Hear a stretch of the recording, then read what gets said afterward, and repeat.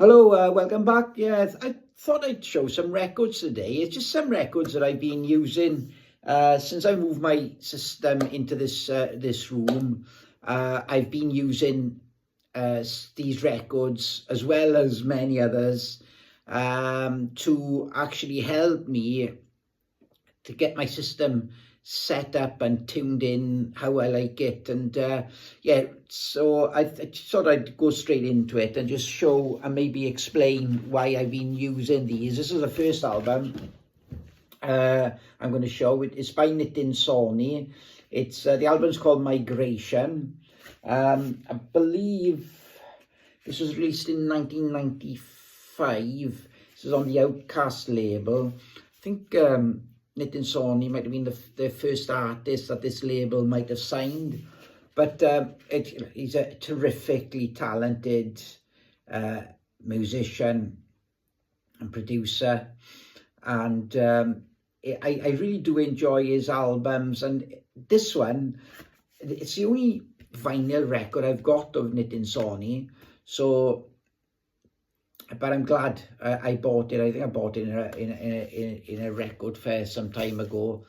The first two albums then on side A, Migration and Bahar. Now,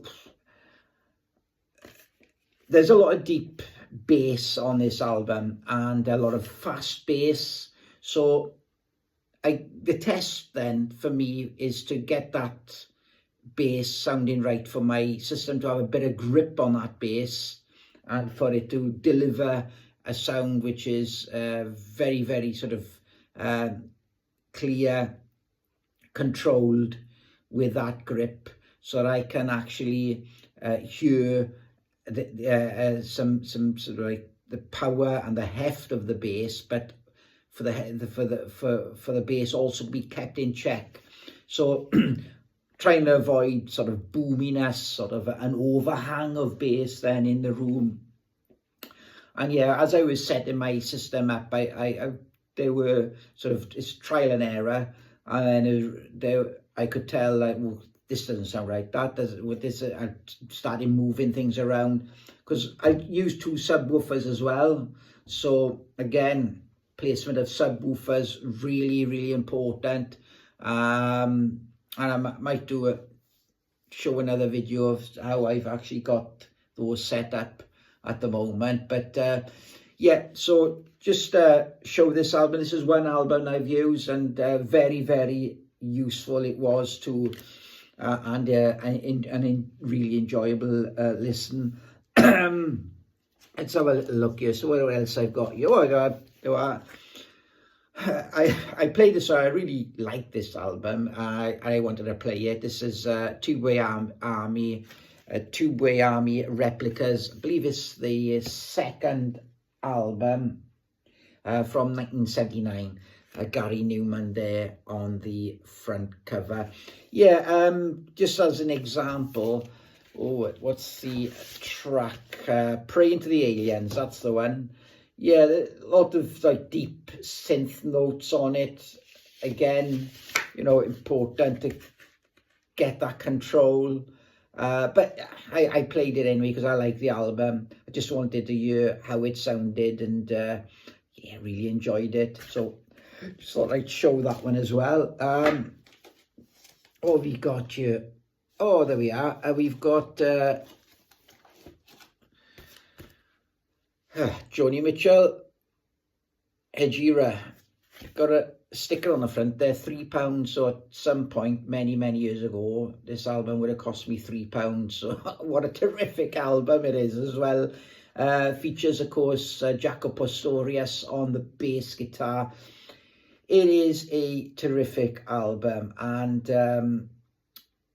of course, important, the vocals coming through absolutely crystal clear.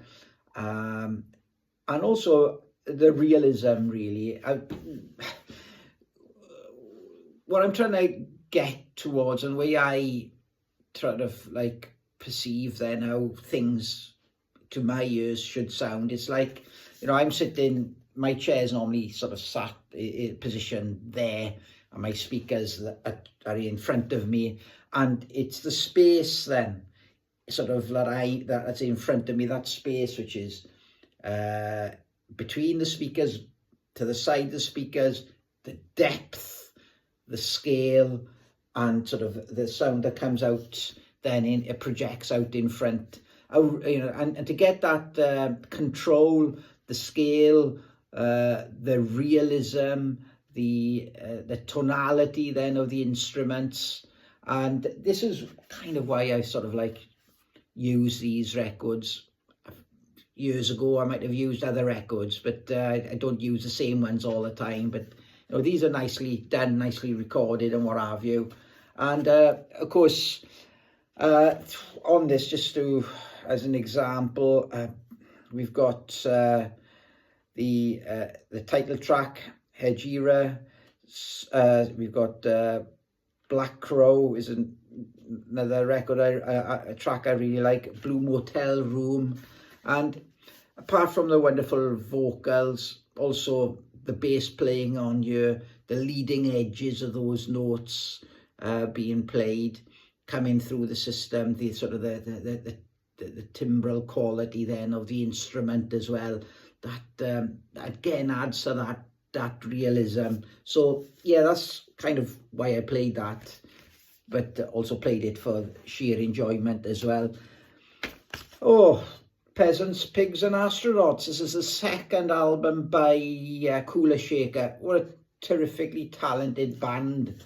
I got quite a few of their albums on vinyl. I'm not sure if I got all the ones that they did on vinyl. Possibly I may have. I think there was one album they might have done just on CD. I've got that as well on CD. But this is, I think, it's hard to pick a favourite because there's a lot of really good albums that they did. But this has got to be up there as one of my favourites. But I do like the very latest album that they've actually released as well. I can't remember what it's called, but I have got it. So yeah, and I really like this album. Yeah, I mean, it's I actually wanted to play it to hear, you know, the sound, and was I enjoying it, and did it give me that sort of sheer enjoyment of listening to this album on my system. So yeah, Peasants, Pigs and Astronauts, Cooler Shaker, terrific album. I played, and now for scale and sort of dynamics and also controlling sort of brass instruments and what have you, I did choose two albums by Buddy Rich. This is the Buddy Rich big band, Keep the Customer Satisfied. I think this was from 1970. This is a live recording, recorded at the Tropicana, Las Vegas. Yeah, so the notes here saying that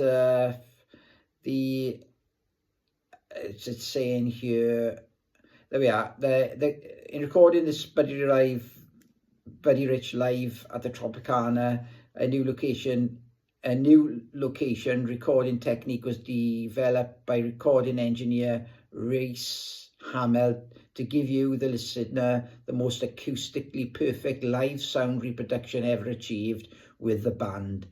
Goes on to further sort of description of how the recording was done and what have you. It's quite interesting.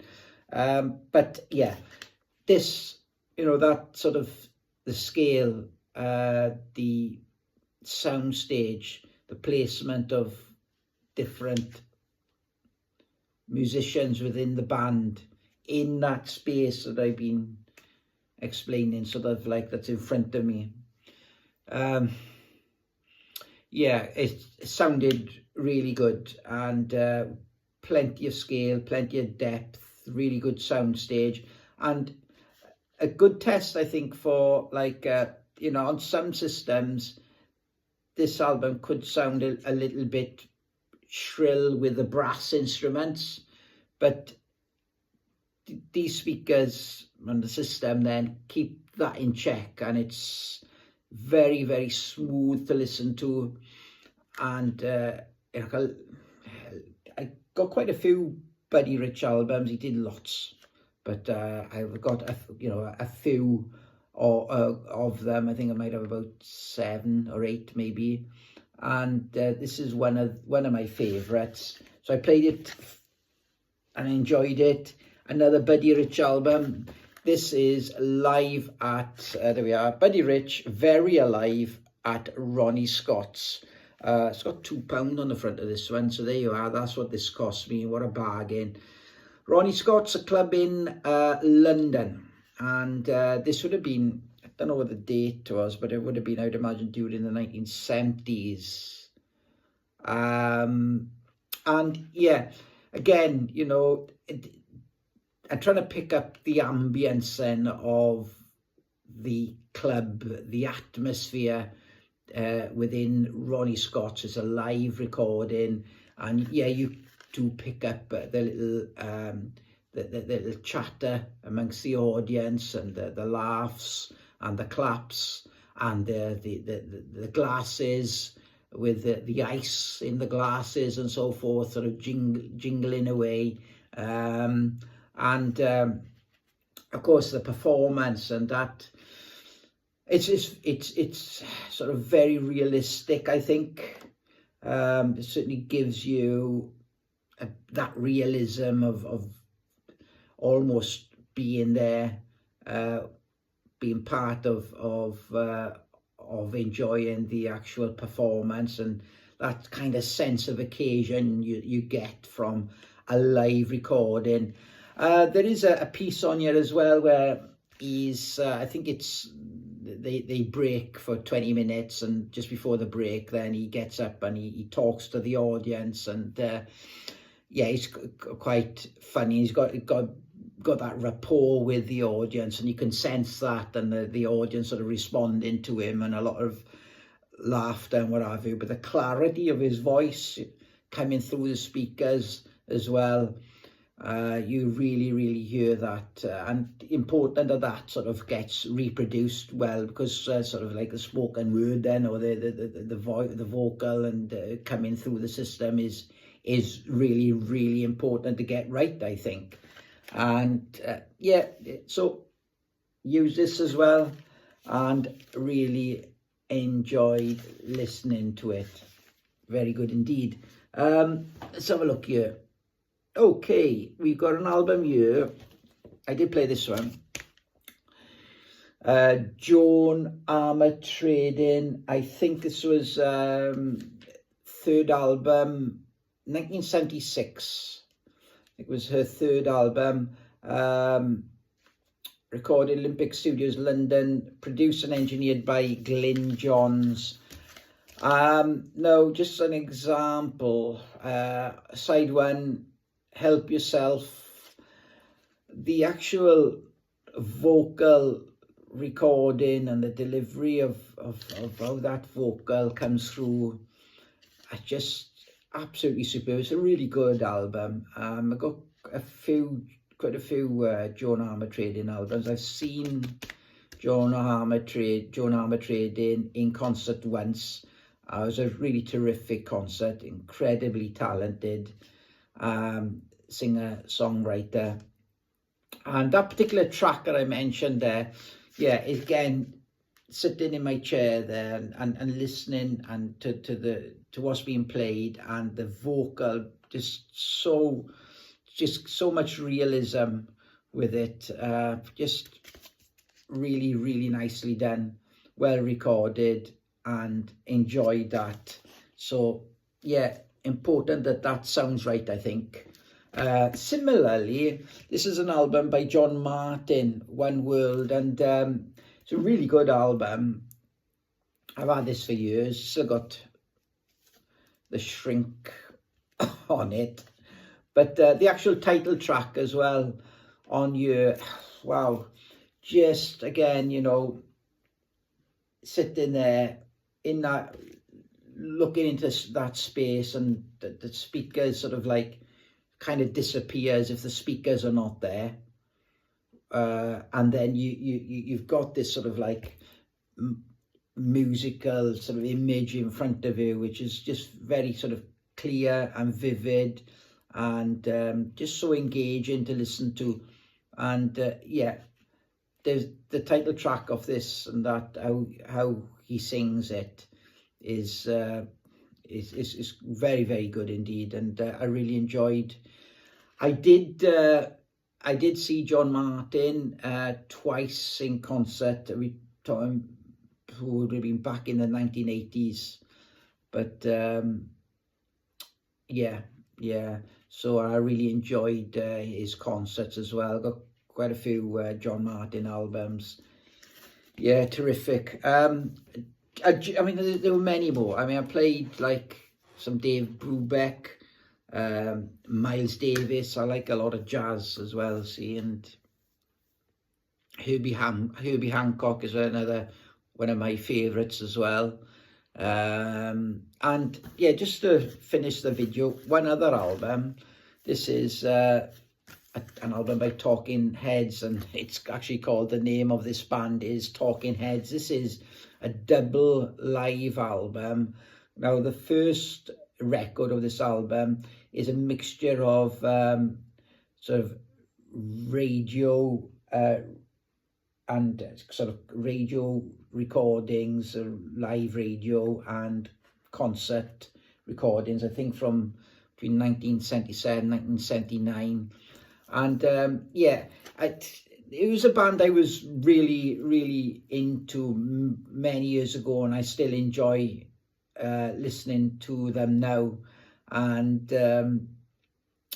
yeah, again, it's got that very sort of, it's a very upbeat album, plenty of dynamics, but then you do get that sort of live sort of recording feel to it, and it's very, very engaging, I find, to listen to. So I did listen to like the first side of the 4 albums, and I think that is my favourite side of this particular entire album, this entire and yeah, I really enjoy it. So, you know, that's all I'll show for now. And there were, like I said, there were lots of other records, but I just, as these were out before putting them away, I thought I'd do a video just to show them.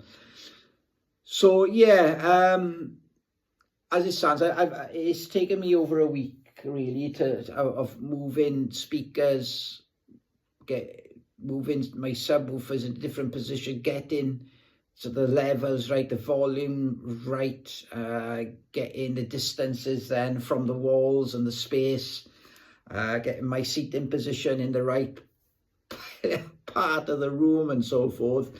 But all been worthwhile and all been good fun as well. And I've got to, of course, listen to a lot of music as well. So yeah, in the meantime, thanks again for taking the time to watch the video, and I will do another video quite soon. So bye bye for now.